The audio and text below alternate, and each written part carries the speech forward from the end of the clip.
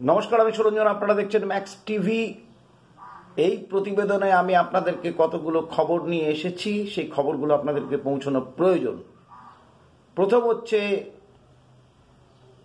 যে বিসিসিআই অত্যন্ত কড়া মনোভাব পোষণ করেছেন। যে সমস্ত খেলোয়াড়রা রঞ্জি ট্রফি খেলছেন না, যারা শুধুমাত্র আইপিএল এর জন্য অপেক্ষা করে আছেন এবং তারা আইপিএল প্রিপারেশনের দিকে নজর রাখছেন কিন্তু ডোমেস্টিক ক্রিকেটে খেলছেন না, বিসিসিআই প্রত্যেকের জন্য যে ফরমান জারি করেছে তাতে পরিষ্কার করে বলে দেওয়া হয়েছে যে যদি রিহ্যাব না থাকে, যদি এনসিএতে না থাকে, যদি কোনো চোটজনিত সমস্যা না থাকে, যদি তারা ভারতীয় দলের টিমের হয়ে কোথাও খেলছে না, এরকম দেখা যায় সিলেক্টেড হয়নি, তাদের সিলেকশনের ক্রাইটেরিয়া কিন্তু রঞ্জি ট্রফি, তাদেরকে ডোমেস্টিক ক্রিকেট খেলতেই হবে। বিশেষ করে এই পরিস্থিতিটি তৈরি হয়েছে যখন কিনা ঈশান কিষান সাউথ আফ্রিকার ট্যুরে হঠাৎ করে ছেড়ে চলে আসেন তার ব্যক্তিগত কারণ দেখিয়ে, এবং তারপরে তাকে আর খেলতে দেখা যায়নি। তিনি রঞ্জি ট্রফি এর আগের ম্যাচটিও ঝাড়খণ্ডে, যেটা ছিল ঝাড়খণ্ডের হয়ে ঈশান কিষান খেলেন, তো ঈশান কিষান কিন্তু ঝাড়খণ্ডের হয়ে সেই ম্যাচটি খেলেনি। এবং কিছুদিন আগে দেখতে পাওয়া যায় যে ঈশান কিষান হার্দিক পান্ডিয়ার সঙ্গে কিরণ মোড়ে একাডেমিতে প্র্যাকটিস করছে। অর্থাৎ ঈশান কিষানের ব্যক্তিগত যে জায়গা, সেই জায়গাটা কি অবস্থায় আছে সেই বিতর্কে যাওয়ার প্রয়োজন আর নেই। কিন্তু বিসিসিআই যে এই কড়া পদক্ষেপ নিয়েছে এটা অত্যন্ত গুরুত্বপূর্ণ ছিল, এবং বিসিসিআই কিন্তু এটা সর্বোপরি সব প্লেয়ারদের ক্ষেত্রে এটা করে দিয়েছে। এটা জরুরি।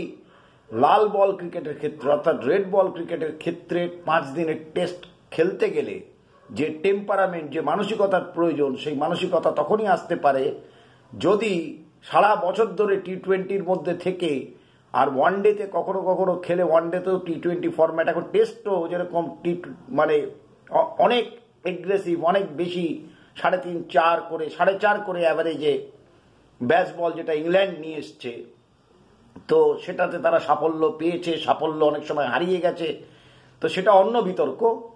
কিন্তু বিসিসিআই যে কড়া মনোভাব নিয়েছে এটা অত্যন্ত জরুরি ছিল। সুতরাং এখন ঈশান কিষান, দীপক চাহার, শ্রেয়স আইয়ার, যতজন যারা খেলছেন না, যেরকম চেতেশ্বর পূজারাকে আপনারা কনস্ট্যান্ট খেলতে দেখছেন, যেরকম অজিঙ্ক্য রাহানেকে খেলতে দেখছেন, সেরকম ঈশান কিষান, শ্রেয়স আইয়ার, দীপক চাহার, এদের প্রত্যেককেই কিন্তু, আবেশ খান, প্রত্যেককেই কিন্তু ডোমেস্টিক ক্রিকেটে মন দিতে হবে এবং তাদেরকে পার্টিসিপেট করতে হবে। এবং সেটা শুধু এদের ক্ষেত্রেই নয়, এমনকি ক্রুণাল পান্ডিয়াকেও খেলতে হবে। ক্রুণাল পান্ডিয়াকেও খেলতে হবে, যারা আইপিএল এর জন্য বসে আছেন। সেই সমস্ত খেলোয়াড়দের এবার বিসিসিআই ম্যানেজমেন্ট, তারা প্রেসিডেন্ট থেকে শুরু করে, সেক্রেটারি থেকে শুরু করে, তারা সবাই, এবং সিলেক্টররা অত্যন্ত গুরুত্ব দিয়ে এবারে দেখতে শুরু করেছেন যে ডোমেস্টিক ক্রিকেটে পারফরমেন্স ভীষণভাবে প্রয়োজন। শুধুমাত্র আইপিএল এর পারফরমেন্সই মাপদণ্ড আগামী দিনে হবে না।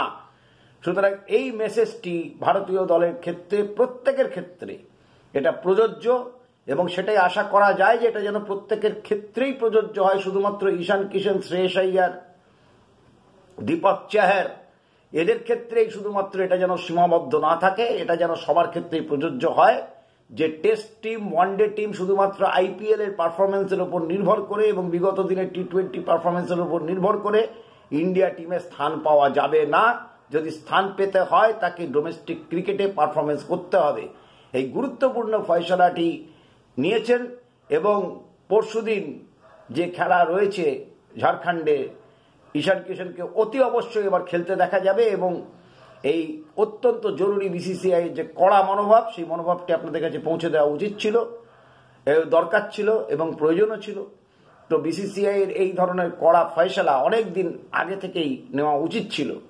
আমি অনেক ভিডিও আমার আর্কাইভে পড়ে আছে, আপনি যদি দেখেন সেখানে আমি বিসিসিআই এর এই মাপদণ্ড, খেলোয়াড়দের যে এই যে একটা ব্যাপার, ওয়ার্কলোড ম্যানেজমেন্টের নামে যখন তখন যে কেউ রেস্ট নিয়ে নিচ্ছেন, যে কেউ যেটা মনে করছেন খেলবো না সেটা করছেন, এই জিনিসটা চলতে বন্ধ করা উচিত। এবং এই নিয়মটা যদি তখনই কার্যকরী হবে যদি এটা সবার জন্য হয়, যে ফরমানটা জারি হয়েছে সেটা সবার জন্যে, সেটা বাস্তবে কি হবে সেটা আগামী দিন বলবে, কিন্তু এটা অত্যন্ত একটি গুরুত্বপূর্ণ সিদ্ধান্ত।